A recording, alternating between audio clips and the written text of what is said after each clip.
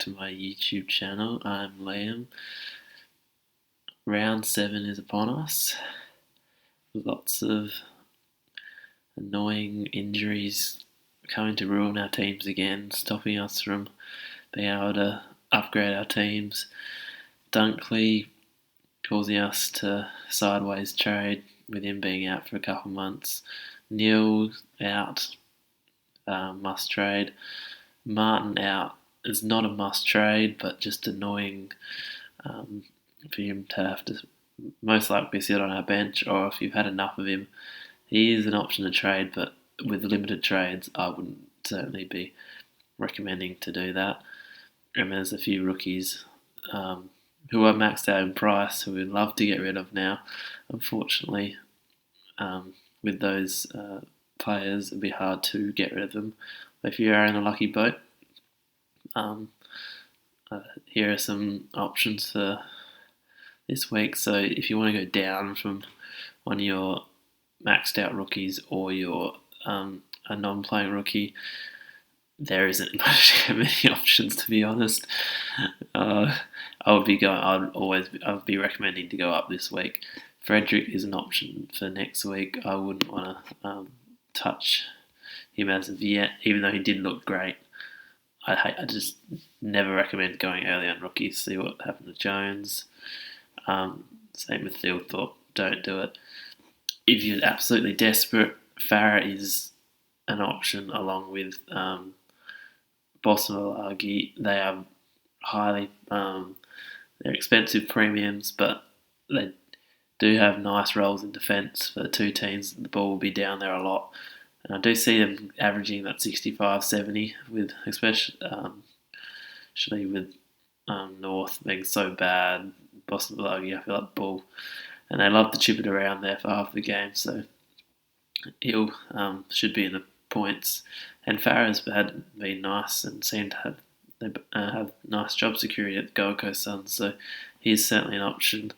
If you were splitting between the two, I would go Boston just with the guarantee of ball being down there. There's no really other options that I would consider at all. Robertson, if you don't like those two options and need a mid, he is, but you just don't get any cash from it. He will be making money, but it is a bit of a wasted trade, I personally feel. Even from Goulden, you're making 70k to him, who's probably only going to go up to 320k anyway, so it's not the recommended trade. And Finn McRae, if you're really desperate, need the cash, and you've been playing on him, if you want, but again, I don't recommend going anywhere near any of these rookies this week. So enough talk about them. Looking at possible defender options for this week. If you need any, if with DPP, especially Cox, maybe a lad you're wanting to move around. Mills is certainly an option. Very volatile lately, so be wary. He can score 140, but then he can score a 70. So be wary of that. But he has a nice role, and I feel like I do see him averaging that 105. Another option certainly is Jake Lloyd. He's dropped down 82k now. He's nearly right for the picking. He's only averaging 106, but with his past history, he's a very safe pick. At 570, you get him at a nice price. Probably wait a few more weeks, but if you need a defender, Lloyd is definitely an option. And last month, Doherty is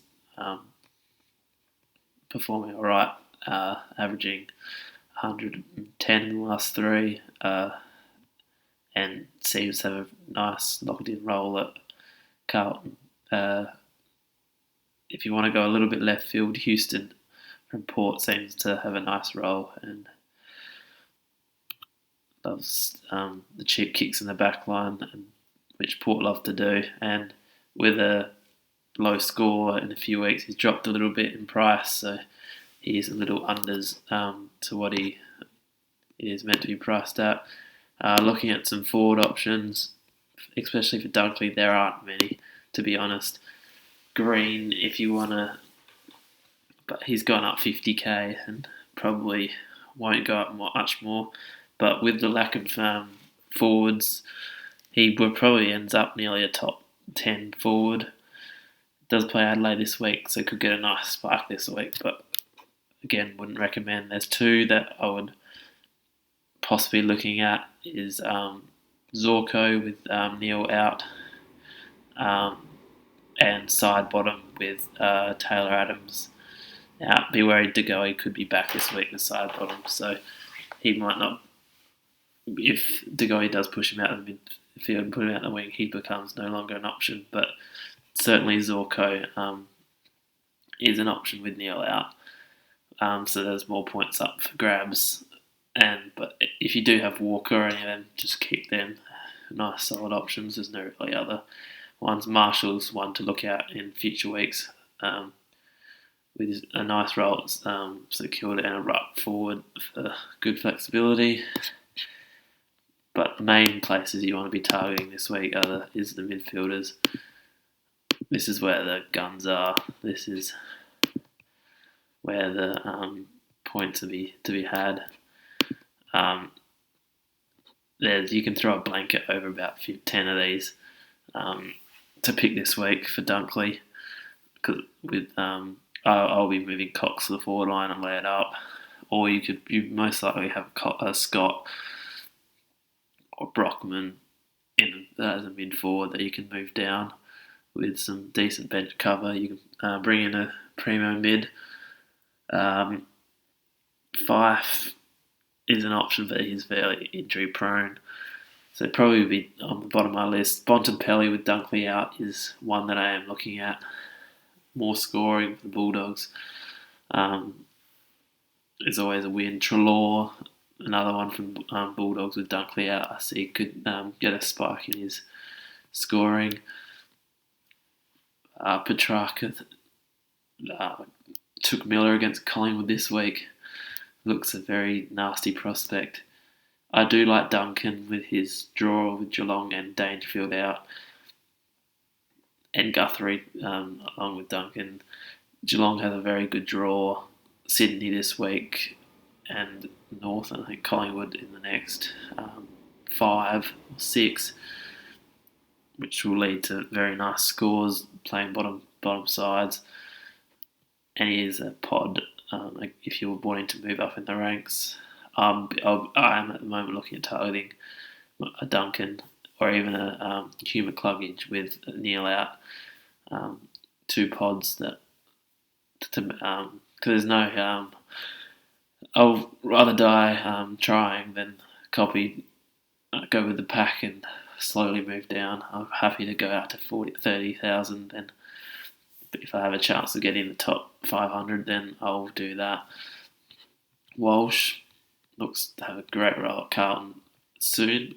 I feel like he's nearly untaggable with his running ability, and just with Cripps around, he's taken the number 1 role at Carlton. I feel like he's there to go to his 120 average. Steele was another one, but I feel like there's so many more that are decently price for example, an Oliver or a Merritt that I would go over him. And McRae, if you don't have him, Dunkley to him is a very easy swap as well. And Zeeble, it's not too late to get him. I feel like everyone does have him, so I wouldn't be. If you don't have him, it isn't too late. I must agree. He's got the best role for SuperCoach fantasy scoring. So if you do want him, I would not recommend not getting him. Stewart's another. If you're going in defence, more options I've got to talk about. Stewart is certainly an option with Geelong's easy fixtures as well. Wait on Ridley for his score drop. He'll be a nice price in a few weeks' time. And with the rookie trading, Goulden is probably my number 1 out this week. His break-even's high, perfectly priced at 300k for me personally to go up to a nice primo. If you can do that, certainly Gordon is an option to trade out this week. Also,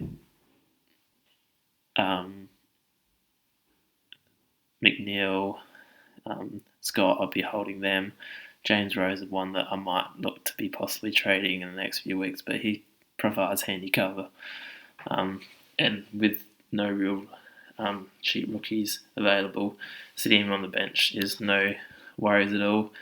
Captains this week, Gawn against North looks amazing. McRae against Richmond look amazing. Grundy looks amazing against Gold Coast. No Ruckman. So any of those three would be my picks. I'll be sticking to my guns and staying in the rucks, which have been going all season, which have been working a treat. So that's my preview of round 7. Hope you all have a good round and good luck with your trades, and I'll catch you on Sunday night. Hopefully a good review.